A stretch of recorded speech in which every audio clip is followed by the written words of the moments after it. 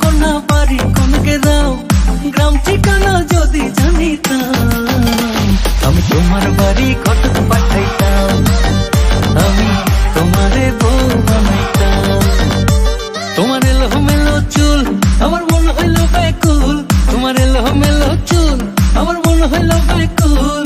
যদি তোমার সম্মতি পাইতাম, আমি তোমার বাড়ি ঘটক পাঠাইতাম, আমি তোমারে বউ বানাইতাম।